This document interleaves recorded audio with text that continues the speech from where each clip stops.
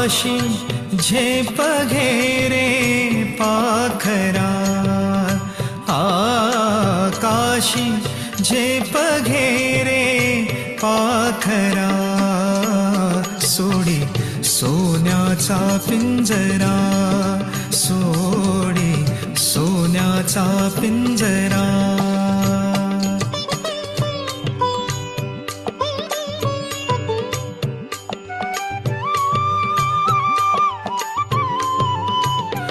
तुझ भवती वैभव माया, फळरसाळ मिळते खाया.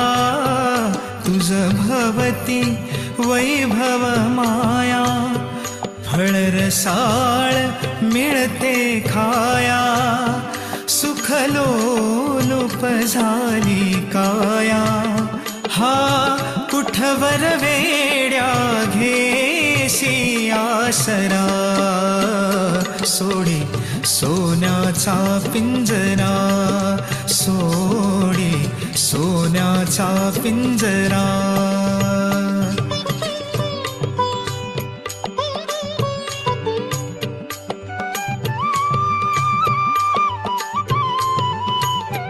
घर कसले ही तरकारा, विष समान मोती चारा. घर कसले ही तरकारा, विष समान मोती चारा. मोहाचे बंधन द्वारा, तुझ आडवितो हा कैसा अंबरा. सोडी सोन्याचा पिंजरा, सोडी सोन्याचा पिंजरा.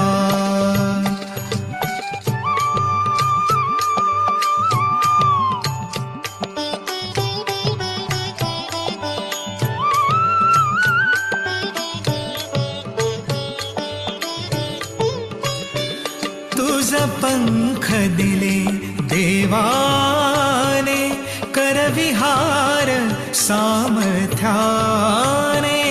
तुझ पंख दिले देवाने, करविहार सामर्थ्याने. दरी डोंगर हिरवीराने, दरी डोंगर हिरवीराने. जा ओलांडुनिया सरिता सागरा. सोडी सोन्याचा पिंजरा, सोडी सोन्याचा पिंजरा.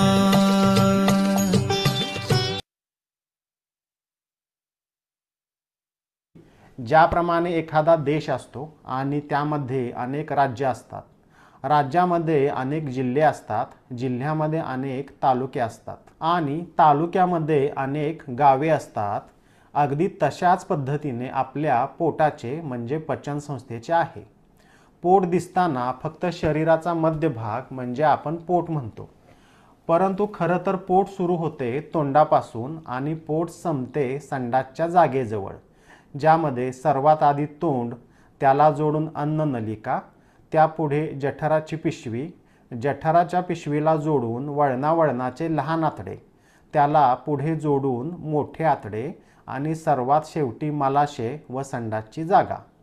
परंतु पोट म्हणजे एवढेच नसून ह्या संपूर्ण आतड्याच्या नळीला जोडून असणारे लिव्हर व पॅनक्रिया हे अवयव, त्याचबरोबर पोटामध्ये स्त्रवणारे विविध स्त्राव म्हणजे लाळ, ॲसिड, अन्न पचवणारे विविध पाचक स्त्राव, अशा सर्व गोष्टींचा एकत्रित समूह म्हणजे पोट असते. त्यामुळे अशा युनायटेड स्टेट्स ऑफ पोटामध्ये जठराला सूज आल्यामुळे जुलाब लागू शकतात, कॉन्स्टिपेशन झाल्यामुळे तोंड येऊ शकते, म्हणजेच सर्वच पोटाच्या आजारामध्ये सर्वच लक्षणे दिसतात. उदाहरणार्थ आम्लपित्ताची लक्षणे सुद्धा तीच, आतड्याला सूज आल्यामुळे पण तीच लक्षणे, मूळव्याधीमध्ये पण तीच लक्षणे. आणि म्हणून मग मला नक्की कोणता पोटाचा आजार झाला आहे असे निदानाची अनिश्चित परिस्थिती तयार झालेली असते. त्यामुळे पेशंटला मग आम्लपित्त आहे की IBS आहे की आतड्याची सूज आहे की माझे मानसिकच आहे असे अतिविचार करून पेशंटची आणि पेशंटच्या नातेवाईकांची सुद्धा मानसिक स्थिती बिघडण्याची वेळ आलेली असते, हे अगदीच खरे आहे. पोटाच्या आजाराचे 100% खात्रीशीर निदान. पोटाच्या आजाराचे 100% खात्रीशीर निदान करण्यासाठी 2 निदान पद्धती आवश्यक असतात. त्यापैकी नंबर 1 क्लिनिकल डायग्नोसिस आणि नंबर 2 इन्व्हेस्टिगेटिव्ह डायग्नोसिस. दोन्ही पद्धतीने एकत्रित डायग्नोसिस करूनच खात्रीशीर निदान होऊ शकते. क्लिनिकल डायग्नोसिस म्हणजे डॉक्टरांनी लक्षणे विचारून आणि स्वतःच्या हाताने पोट चेक करून अगदीच खात्रीशीर निदान होऊ शकत नाही. आणि तेवढेच महत्त्वाचे म्हणजे फक्त इन्व्हेस्टिगेटिव्ह डायग्नोसिस म्हणजे सोनोग्राफी, एंडोस्कोपी, रक्ताच्या तपासण्या करूनसुद्धा पोटाच्या आजाराचे निश्चित निदान होत नाही. म्हणून मी परत एकदा सांगेन, पोटाच्या आजाराचे 100% करेक्ट निदान करण्यासाठी डॉक्टरांनी स्वतः पेशंटला चेक करून लक्षणे विचारून निदान आणि पेशंटची सोनोग्राफी किंवा एंडोस्कोपी व रक्ताच्या तपासण्या या दोन्हींची एकत्रित सांगड घातली तरच करेक्ट निदान होऊ शकते. अन्यथा निदान अपूर्ण राहते, अनिश्चित राहते. पोटाच्या आजाराचे क्लिनिकल डायग्नोसिस कसे करतात? पोटाच्या आजाराचे निदान करताना नाण्याची पहिली बाजू म्हणजे क्लिनिकल डायग्नोसिस म्हणजे निदान करताना उपचार करणारे डॉक्टर पेशंटला सर्व प्रश्न विचारतात. म्हणजे पेशंटला काय काय लक्षणे आहेत हे विचारले जाते. उदाहरणार्थ, मी माझे क्लिनिकल डायग्नोसिस करताना जवळपास 40 प्रश्न विचारतो.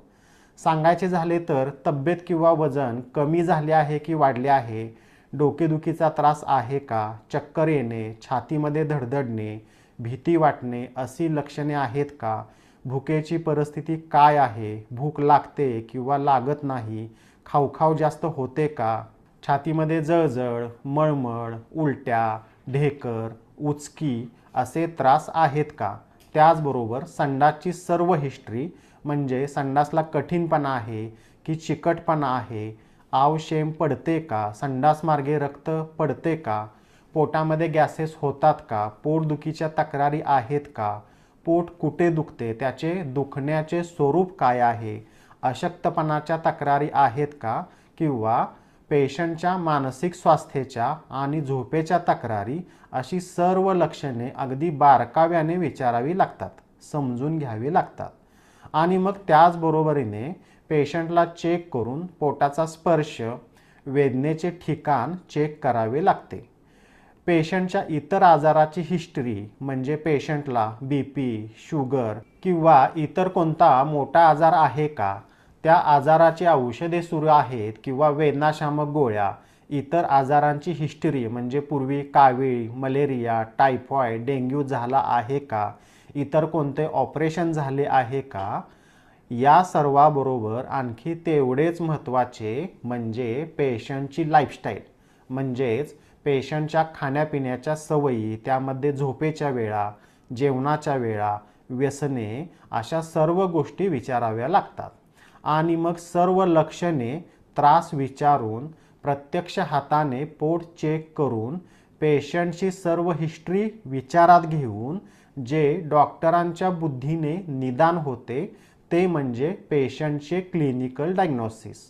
माझ्या व्यक्तिगत अनुभवानुसार 90% वेळा केवळ क्लिनिकल डायग्नोसिस करून पोटाच्या आजाराचे निदान होते.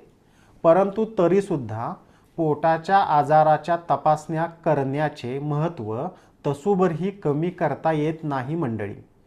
गरजेच्या पोटाच्या आजाराच्या तपासण्या कराव्या लागतातच आणि त्या अवश्य कराव्यात असे माझे स्पष्ट मत आहे. Investigative diagnosis. पोटाच्या आजाराचे निदान करताना नाण्याची दुसरी बाजू म्हणजे इन्व्हेस्टिगेटिव्ह डायग्नोसिस. इन्व्हेस्टिगेटिव्ह डायग्नोसिस म्हणजे पोटाच्या आजाराच्या तपासण्या करताना प्रामुख्याने पोटाचा त्रास कितपत जुना आहे आणि त्रासाची तीव्रता कितपत आहे त्यानुसार कोणत्या तपासण्या कराव्या लागतील याचा निर्णय करावा लागतो. तपासणी क्रमांक 1, पोटाची सोनोग्राफी. नव्यानेच पोटदुखी सुरू झाली आहे, पोट खूप जड झाले आहे, गच्च झाले आहे, छातीमध्ये तीव्र जळजळ आहे, अशा वेळी किंवा सर्वच पोटाच्या आजारामध्ये बेसिक तपासणी म्हणून किमान पोटाची सोनोग्राफी करणे गरजेचेच असते. सोनोग्राफीमधून आपल्याला जठराच्या पिशवीला किंवा आतड्याला सूज आलेली आहे का, आतड्यामध्ये मळाच्या गाठी साठून राहिलेल्या आहेत का किंवा मूतखडा, पित्ताचे खडे आहेत का व लिव्हर, पॅनक्रिया या अवयवांना सूज आहे का, ह्या गोष्टीचे प्रामुख्याने निदान होते. निदान पद्धती क्रमांक 2, पोटाचा सीटी स्कॅन किंवा MRI.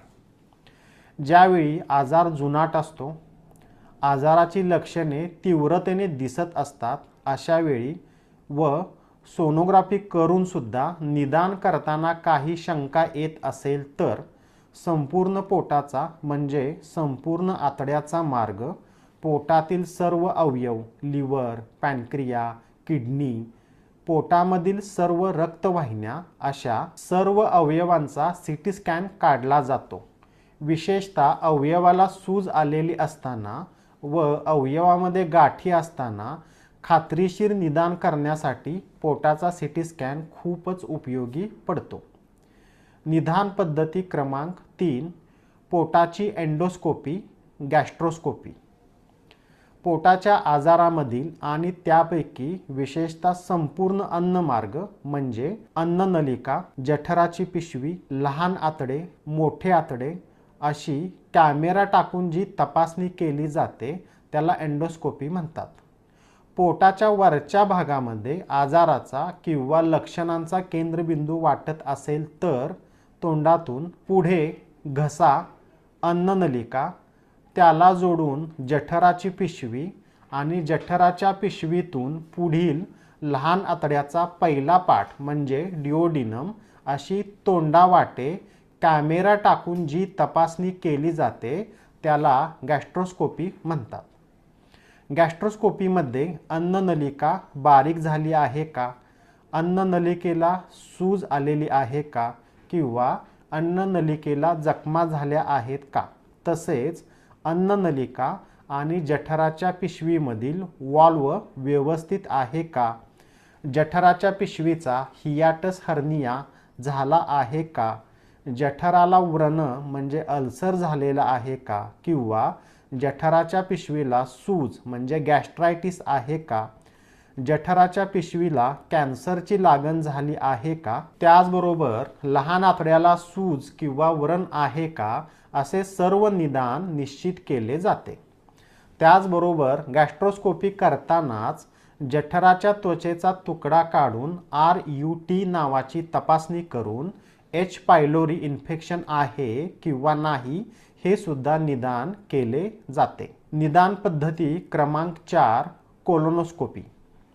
ज्यावेळी पोटाच्या आजारामध्ये लक्षणांचा केंद्रबिंदू खालच्या पोटात म्हणजे मोठ्या आतड्यात आहे असे वाटते, म्हणजे पेशंटला बऱ्याच कालावधीपासून जुलाबाचा त्रास होत आहे, संडास मार्गे आवशेम पडत आहे, संडास मार्गे रक्त पडत आहे, पोटामध्ये मुरडा येऊन वारंवार संडाची कळ येते, बद्धकोष्ठतेचा त्रास आहे, अशा वेळी एंडोस्कोपीमधील कोलोनोस्कोपी म्हणजे संडासच्या मार्गे आतमध्ये मलाशय, संपूर्ण मोठे आतडे व लहान आतड्याचा शेवटचा पार्ट म्हणजे इलियमपर्यंत नळीसारखा कॅमेरा टाकून जी स्कोपी केली जाते त्याला कोलोनोस्कोपी असे म्हणतात. कोलोनोस्कोपीमधून प्रामुख्याने मोठ्या आतड्याला सूज आली आहे का म्हणजे कोलायटिस आहे का किंवा आतड्याला सूज येऊन आतड्याला जखमा झाल्या आहेत का, ज्याला अल्सरेटिव्ह कोलायटिस किंवा क्रोन्स डिसीज असे निदान केले जाते. मोठ्या आतड्याला कॅन्सर झाला असेल तर त्याचे निदान सुद्धा कोलोनोस्कोपीमधून होते. मोठ्या आतड्याची एखादी रक्तवाहिनी फुटून संडास मार्गे रक्त जात असेल तर कोणती रक्तवाहिनी फुटली आहे हे समजते आणि कोलोनोस्कोपीद्वारा ती रक्तवाहिनी बंद करून रक्तस्राव सुद्धा थांबवता येतो. संडासच्या मार्गामध्ये मूळव्याधीचे कोंब असतील तर त्याचे निदान सुद्धा कोलोनोस्कोपीद्वारे होते. थोडक्यात पोटाच्या आजाराचे निदान करताना गोल्ड स्टँडर्ड तपासणी म्हणजे गॅस्ट्रोस्कोपी आणि कोलोनोस्कोपी असते. काही पेशंटमध्ये गरजेनुसार गॅस्ट्रोस्कोपी आणि कोलोनोस्कोपी अशा दोन्ही तपासण्या कराव्या लागतात. सध्या कॅप्सूल एंडोस्कोपी नावाची आधुनिक एंडोस्कोपी केली जाते. विशेषतः वळणावळणाच्या लहान आतड्याची स्कोपी करण्यासाठी ही तपासणी फायद्याची ठरते. निदान पद्धती क्रमांक 5 पोटाचा एक्सरे. विशेषतः आतड्याला पीळ पडणे म्हणजेच इंटेस्टायनल ऑब्स्ट्रक्शनचे निदान करण्यासाठी पोटाचा एक्सरे महत्त्वाचा असतो. निदान पद्धती क्रमांक 6 रक्ताच्या तपासण्या. संडास लघवीच्या तपासण्या. कोणताही पोटाचा आजार जुनाट असेल तर रक्ताच्या काही मूलभूत तपासण्या गरजेच्या असतात. त्यामध्ये CBC म्हणजे सर्व रक्तघटकांची तपासणी, अवयवाच्या सुजेची तीव्रता पाहण्यासाठी CRP व ESR, त्याचबरोबर अवयवाची कार्यक्षमता पाहण्यासाठी व कावीळ या आजारासंदर्भात liver function test, thyroid test, अचानक भूक मरणे, मळमळ असताना किडनी फंक्शन टेस्ट कराव्या लागतात. त्याचबरोबर संडास आणि लघवीच्या तपासण्या कराव्या लागतात. पोटाच्या आजाराचे निदान करताना महत्त्वाचे मार्गदर्शक मुद्दे. मुद्दा क्रमांक 1 परफेक्ट निदान तरच परफेक्ट उपचार. सर्वच पोटाच्या आजाराची लक्षणे बऱ्यापैकी एकसारखीच असतात. म्हणजेच जळजळ, मळमळ, गॅसेस, ढेकर, पोटदुखी, भुकेच्या तक्रारी, संडासच्या तक्रारी, अशक्तपणाच्या तक्रारी. अशा वेळी परिपूर्ण म्हणजे कायम स्वरूपाने पोटाचा आजार बरा करायचा असेल तर पोटाच्या आजाराचे परफेक्ट निदान होणे कंपल्सरीच आहे. म्हणजेच पेशंटला आम्लपित्त आहे की गृहिणी रोग आहे की फक्त आतड्याला सूज आहे किंवा पांडुरोग आहे म्हणजे एनिमिया आहे असे निश्चित निदान करावे लागते. फक्त लक्षणावरून उपचार केले असता म्हणजेच सिम्प्टमॅटिक ट्रीटमेंट केली असता तेवढ्यापुरतेच तात्पुरते बरे वाटते. आजार कायम स्वरूपाने पूर्ण बरा होऊ शकत नाही. मार्गदर्शक मुद्दा क्रमांक 2 पोटाच्या आजाराची कारणे आणि पोटाच्या आजाराचे निदान. पोटाच्या आजारामध्ये निदान करताना आजाराची पॅथॉलॉजी म्हणजे आजाराची प्रक्रिया घडत असताना आजार होण्यासाठी कोणती कारणे आहेत हे शोधून काढणे ही निदानाची पहिली पायरी असते. म्हणजे पोटाचा आजार होण्यासाठी पेशंटच्या खाण्यापिण्यातील कोणती कारणे आहेत हे शोधावे लागते. उदाहरणार्थ पेशंट वारंवार शिळा भात खातोय, त्याचे जेवण मेसचे जेवण आहे, व्यसने आहेत का, पेशंट जागरण करतो का इत्यादी आजाराची मूलभूत कारणे शोधून ती सर्व कारणे दुरुस्त केली तरच पोटाचा आजार बरा होऊ शकतो हे अगदी फायनल समजावे. पेशंट दररोज हरभरा बेसनचे पदार्थ खातोय आणि पेशंटला कॉन्स्टिपेशनचे उपचार सुरू आहेत. अशा प्रसंगी हरभरा बेसनचे पदार्थ बंद करणे गरजेचेच असते, अन्यथा उपचाराला यश येणे कदापि अशक्य. मार्गदर्शक मुद्दा क्रमांक 3 आजाराच्या स्टेप्स शोधणे. पोटाच्या आजाराचे निदान करताना आधी काय घडले, नंतर काय घडले अशा क्रमाने आजाराची प्रक्रिया शोधणे महत्त्वाचे असते. उदाहरणार्थ अतिमानसिक ताणतणावामुळे पेशंटची भूक मंदावली, भूक मंदावल्यामुळे अन्नपचन व्यवस्थित झाले नाही, अन्नपचन न झाल्यामुळे आम्लपित्ताच्या तक्रारी सुरू झाल्या, आम्लपित्तामुळे पेशंटला वारंवार उलट्या व जुलाबाचा त्रास होऊ लागला आणि पेशंट जुलाब व उलट्या याच्या उपचारासाठी आला तर अशा प्रसंगी नुसते जुलाब आणि उलट्या थांबवण्याचे उपचार करून भागणार नाही, तर त्याचबरोबरीने पेशंटचे मानसिक स्वास्थ्यसुद्धा दुरुस्त करावे लागेल. पेशंटची भूक वाढवावी लागेल, आम्लपित्ताचे उपचार करावे लागतील व बरोबरीने जुलाब आणि उलट्यांचे उपचार करावे लागतील, तरच मग पेशंट मुळापासून कायमचा बरा होईल. थोडक्यात आजाराच्या प्रक्रियेचा क्रम किंवा स्टेप्स शोधणे ही सुद्धा निदानामध्ये खूप महत्त्वाची गरज असते. मार्गदर्शक मुद्दा क्रमांक 4. पोटाचे आजार आणि 10 तोंडाचा रावण. ज्यावेळी पोटाचा आजार जुना म्हणजे 10, 15, 20 वर्षांचा असतो, अशावेळी पेशंट नित्यरोगी असतो. म्हणजेच पेशंटला कोणता त्रास होत नाही असे नाही. पेशंटचे वजन कमी झालेले आहे, शारीरिकदृष्ट्या पेशंट खूप अशक्त आहे, पेशंट पोटदुखीने अगदी बेजार झाला आहे, संडासच्या तक्रारी रोजच्याच आहेत, झोपेच्या तक्रारी आणि या सर्वांच्या बरोबरीने पेशंटचे बिघडलेले मानसिक स्वास्थ्य आणि मग पोटाच्या आजाराच्या तज्ज्ञ डॉक्टरांच्याकडे उपचार सुरू. निदान करण्यासाठी तपासण्या केलेल्या असतात. आधी सोनोग्राफी, आतड्याला सूज आहे, फॅटी लिव्हर आहे. पुढे गॅस्ट्रोस्कोपीच्या रिपोर्टमध्ये GERD, हियाटस हर्निया, पॅनगॅस्ट्रायटिस आहे, H. पायलोरीसुद्धा पॉझिटिव्ह आहे. कोलोनोस्कोपीमध्ये कोलायटिस आहे, संडासच्या जागेमध्ये मूळव्याधीचे कोंब पण आहेत. रक्ताच्या तपासण्यामध्ये जरा कावीळ पण दिसते आहे. अशा वेळी पेशंटला प्रश्न पडतो, मला नक्की कोणता पोटाचा आजार झाला आहे. बऱ्याच पेशंटमध्ये ही खतरनाक परिस्थिती दिसते. अशा स्थितीमध्ये पेशंट पूर्णपणे गोंधळून गेलेला असतो, घाबरून गेलेला असतो, मानसिकदृष्ट्या खूप खचलेला असतो. अशा वेळी मला पोटाचा नेमका कोणता आजार झाला आहे, नेमके निदान काय आहे, ह्या प्रश्नाचे उत्तर म्हणून एकच आजार सांगता येत नाही. कारण पोट म्हणजे पचनसंस्था तोंडापासून सुरू होते आणि संडासच्या जागेपाशी थांबते आणि ज्यावेळी पोटाचा आजार जुनाट असतो त्यावेळी संपूर्ण अन्नमार्ग म्हणजे तोंडापासून संडासच्या जागेपर्यंत सर्वच प्रक्रिया बिघडलेल्या असतात. म्हणजे पेशंटला तोंड पण येते, अन्ननलिकेला सूज, जठराला सूज, आतड्याला सूज, संडासच्या तक्रारी. म्हणून अशा प्रसंगी एकाच आजाराचे नाव देण्याचा अट्टाहास धरू नये. म्हणजेच पोटाचा आजार म्हणजे एक शरीर पण तोंडे मात्र 10 अशी परिस्थिती असते. मार्गदर्शक मुद्दा क्रमांक 5.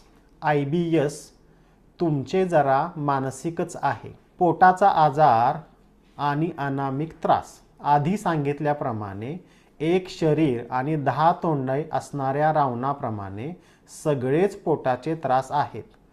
आजार आहेत असे तपासण्या सांगतात. या परिस्थितीच्या अगदी उलट विरुद्ध परिस्थिती म्हणजे पोटाच्या त्रासाचा एखादा जुनाट पेशंट असतो, ज्याची 4-5 वेळा सोनोग्राफी झालेली असते, पोटाचा CT स्कॅन झाला आहे, दोन्ही बाजूनी एंडोस्कोपी सुद्धा झाली आहे, रक्त, संडास, लघवीच्या तपासण्या झालेल्या आहेत, तज्ज्ञ डॉक्टर बदलून झालेले आहेत, परंतु सगळ्याच तपासण्या कायम अगदी 100% नॉर्मल. कोणत्याही तपासणीमध्ये काहीही सापडत नाही आणि पेशंटला मात्र वर्षानुवर्ष भुकेच्या तक्रारी, आम्लपित्ताच्या तक्रारी, संडासच्या तक्रारी, सर्व अशक्तपणाच्या तक्रारी आणि पेशंटची बिघडलेली मानसिक स्थिती अशा जीवघेण्या कात्रीमध्ये पेशंट सापडलेला असतो. एका बाजूने त्रास तर होतोय, दुसऱ्या बाजूला तपासणीमध्ये काहीही सापडत नाही. अशा पेशंटचे निदान काय होते? आधुनिक वैद्यकशास्त्रामध्ये या स्थितीचे निदान IBS म्हणजे इरिटेबल बोवेल सिंड्रोम असे केले जाते. परंतु या स्थितीमध्ये आपल्याला एवढा त्रास तर होतोय, परंतु तपासणीमध्ये तो का दिसत नाही हा प्रश्न पेशंटला पडतच राहतो. याचे कारण म्हणजे पोटाची सोनोग्राफी, एंडोस्कोपी ह्या तपासण्या करतो ते एक प्रकारचे व्हिडिओ शूटिंग असते. या व्हिडिओ शूटिंगमध्ये आतड्याच्या रचनेमध्ये काही बदल झाला असेल तरच, म्हणजे आतडे लाल झालेले आहे, आतड्याला सूज आली आहे, जखमा झाल्या आहेत, आतड्याला गाठ तयार झालेली आहे, असे रचनेमध्ये बदल झाले तरच सोनोग्राफी किंवा एंडोस्कोपीमध्ये दिसू शकते. परंतु या प्रकारच्या पेशंटमध्ये आतड्याच्या रचनेमध्ये कोणताही बदल झालेला नसतो. आतडे एकदम व्यवस्थितच असते, म्हणून तपासण्या नॉर्मल येतात. परंतु पचन संस्थेची कार्यक्षमता कमी झालेली असते. सोप्या भाषेत सांगायचे तर अन्न आतमध्ये घेणे, ते पूर्ण पचवणे, त्यातून संडास तयार करणे, ते संडास शरीराबाहेर टाकणे, खाल्लेल्या अन्नातील शरीर पोषक घटक रक्तामध्ये शोषून घेणे, ही सर्व आतड्याची कामे असतात व ते कोणतेही काम आतडे व्यवस्थित करत नाही, म्हणून मग सर्व पोटाचे त्रास होतात. परंतु तपासण्या नॉर्मल येतात. अशा परिस्थितीमध्ये आधी सांगितल्याप्रमाणे क्लिनिकल डायग्नॉसिसमध्ये पचन संस्थेचे कार्य मंदावले आहे असे योग्य निदान करावे लागते व निदानानुसार उपचार करावे लागतात. केवळ तपासण्या नॉर्मल आहेत म्हणून तुम्हाला काहीही झालेले नाही, तुमचे मानसिकच आहे असे सांगून पेशंटला वाऱ्यावर सोडणे ही अत्यंत चुकीची आणि दुर्दैवी गोष्ट ठरू शकते. महत्त्वाचा सार भाग. पोटाच्या त्रासाच्या जुनाट पेशंटमध्ये अनेक लक्षणांचा समूह असतोच, त्याचबरोबर अनेक आजारांचा समूह असतो. त्यामुळे आजाराला एकच नाव देण्याच्या फंदात न पडता पेशंटला प्रत्यक्ष चेक करून सर्व लक्षणे विचारून व गरजेच्या तपासण्या म्हणजे सोनोग्राफी, एंडोस्कोपी करून आजाराची संपूर्ण प्रक्रिया लक्षात घेऊन निदान ठरवणे हेच महत्त्वाचे.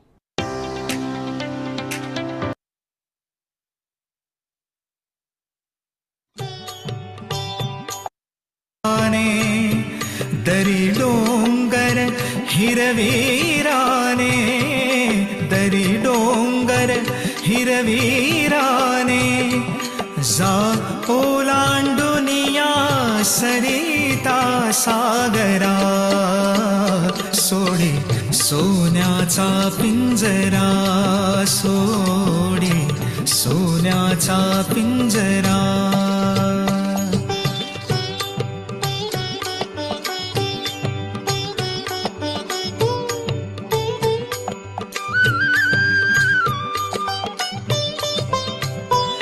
कष्टाविण फळ ना मिळते, तुझ कळते परिणावळते. कष्टाविण फळ ना मिळते, तुझ कळते परिणावळते. हृदयात व्यथा ही जळते, का जीव बिचारा होई बावरा. सोडे सोन्याचा पिंजरा, सोडे सोन्याचा पिंजरा. Happy morning all of you. Puno video on Guru Bhas.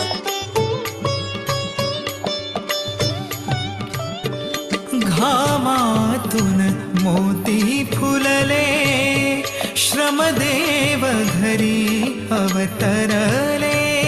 घामातून मोती फुलले, श्रमदेव घरी अवतरले. घर प्रसन्नतेने नटले, घर प्रसन्नतेने नटले. हा योग जीवनी आला साजिरा. सोडे सोन्याचा पिंजरा, सोडे सोन्याचा पिंजरा.